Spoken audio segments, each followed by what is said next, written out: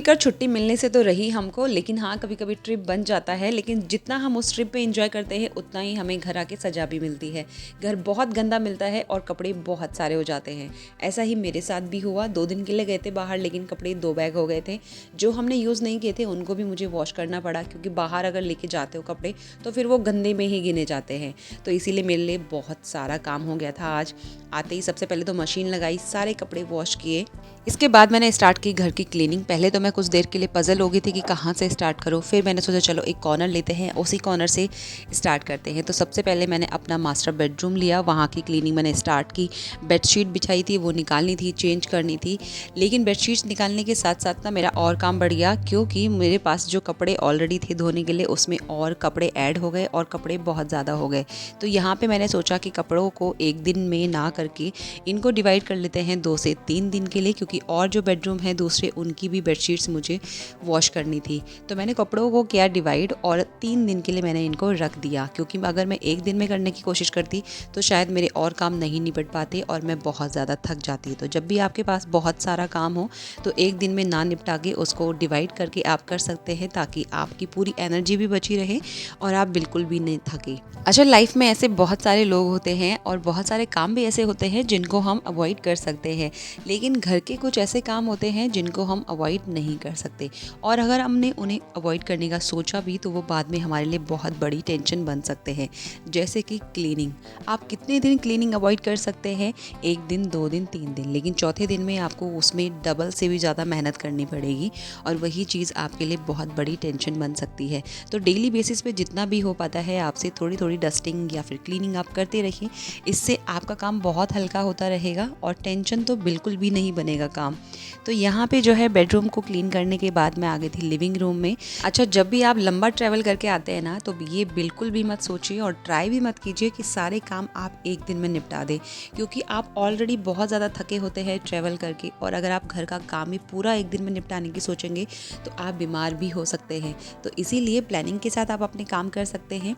आप डिवाइड कर सकते हैं काम को हर दिन के लिए, हर घंटे के लिए, और थोड़ी थोड़ी देर में ना बीच में आप रेस्ट भी लेते रहिए। इससे काम आसान होगा, आपकी एनर्जी भी ख़त्म नहीं होगी और काम करने में भी मज़ा आएगा। बाहर से आने के बाद ऐसा लगता है कि घर पूरा गंदा हो चुका है और इसको अच्छे से वॉश कर देना चाहिए। अब जब भी मैं इस काम में लगती हूँ ना तो बीच में 2 काम जो अटकते हैं वो है ब्रेकफास्ट और लंच। ये बहुत ज़्यादा मुझे डिस्टर्बेंस वाले काम लगते हैं, क्योंकि जब आप एक काम कर रहे होते हो ना तो आपका ये रहता है कि जब तक ये काम ख़त्म ना हो जाए तब तक दूसरा काम कोई ना बोले या बीच में ना आए।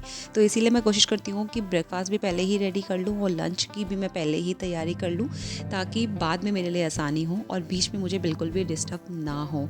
अब देखो, सारा काम एक साथ तो हम कर नहीं सकते, बट हाँ हम कोशिश कर सकते हैं कि पहले ही अगर कुछ काम निपटा दे तभी हम दूसरा काम पकड़े, तो उससे काम करने में आसानी होती है। यहाँ पे मुझे बेडरूम को भी अच्छे से क्लीन करना था, हेडबोर्ड को भी क्लीन करना था। 2 दिन में ही काफ़ी ज़्यादा डस्ट यहाँ पे आ गई थी, क्योंकि घर के पीछे ही दूसरे घर का कंस्ट्रक्शन चल रहा है, जिसकी वजह से ना काफ़ी ज़्यादा डस्ट आ जाती है। आने के बाद सबसे पहले मैंने ब्रेकफास्ट की तैयारी की और उसके बाद मैंने क्लीन किया किचन, क्योंकि किचन और बेडरूम दोनों ऐसी जगह हैं जो सबसे ज़्यादा पहले क्लीन होनी चाहिए। क्योंकि अगर आप रेस्ट करने जाओगे तो आपको बेडरूम की ज़रूरत पड़ेगी, और अगर आपको खाना खाना है तो आपका किचन बिल्कुल क्लीन होना चाहिए। तो इसीलिए मैंने पहले किचन क्लीन किया, उसके बाद अपना फ्रिज क्लीन किया और उसके बाद ही मैंने बेडरूम की क्लीनिंग की। और थकान लगने के बाद जब चाय मिल जाए तो उससे बढ़िया बात और क्या हो सकती है। इसी के बाद मैं पहुंच गई थी अपनी बालकनी में। प्लांट्स की हालत काफ़ी सही थी, 2 दिन में बिल्कुल भी ऐसा नहीं हुआ, क्योंकि अभी उतनी तेज़ धूप यहाँ पे नहीं आ रही है जितनी गर्मियों में आती है। अच्छा, आजकल जो टाइम चल रहा है ये बहुत ही अच्छा लगता है, क्योंकि यहाँ पे सारे जो प्लांट्स हैं ना उनमें एक नई ग्रोथ आपको देखने को मिलती है। मेरे यहाँ पे कुछ ऐसे फ्लावरिंग प्लांट्स हैं जिन पे फ्लावर आना स्टार्ट हो गया है, आप देख सकते हैं। इसमें पूरा ऐसे पिंक पिंक से फ्लावर आने स्टार्ट हो गए हैं। कुछ दिन में ही आपको दिखेगा कि ये पूरा पिंक हो गया है एंड दिखने में ये बहुत सुंदर लगता है ये वाला प्लांट। और इसी के साथ साथ में मेरे बहुत सारे ऐसे जो बेल लगी हुई है उनमें भी नई ग्रोथ स्टार्ट हो गई है। तो ये वाला जो टाइम होता है ये बहुत अच्छा होता है। इस टाइम पे आप नए प्लांट्स भी अपनी बालकनी में या अपने गार्डन में ऐड कर सकते हैं, बहुत अच्छे से ग्रो करेंगे एंड बहुत जल्दी जो है प्रोपोगेट भी आप कर सकते हैं। मेरे जो स्पाइडर प्लांट्स लगे हुए हैं उनमें अभी बेबीज़ आना स्टार्ट हो गया है और बहुत अच्छे से उनमें ग्रोथ हो रही है। बालकनी काफ़ी ज़्यादा गंदी हो गई थी, धूल मिट्टी से भर गई थी, और जब से हमारी यहाँ पे गैस पाइपलाइन लगी है उसकी वजह से यहाँ पे चूहे आना भी स्टार्ट हो गया है, जिसकी वजह से काफ़ी सारे प्लांट्स तो वो कट करके चला जाता है और बहुत सारा गंदा करके भी जाता है, जिसकी वजह से यहाँ पे क्लीनिंग तो मस्ट होती है डेली बेसिस पे। मेरे विंटर्स की वजह से बहुत सारे ऐसी बेल थी जो बिल्कुल ही ड्राई हो गई थी और ऐसा बिल्कुल नहीं लग रहा था मुझे कि उनमें दोबारा ग्रोथ होगी, लेकिन आज मैंने जब देखा तो उनमें एक नई ग्रोथ स्टार्ट हो गई है और बहुत जल्दी ही वो बहुत हरे भरे से हो जाएंगे। तो ये टाइम मुझे बहुत ही अच्छा लगता है। और ये था मेरा आज का क्लीनिंग डे, आप इसको बोल सकते हैं, क्योंकि सारे घर की क्लीनिंग मैंने अच्छे से की है। आज जितनी बच गई है उतनी मैं कल कर लूँगी।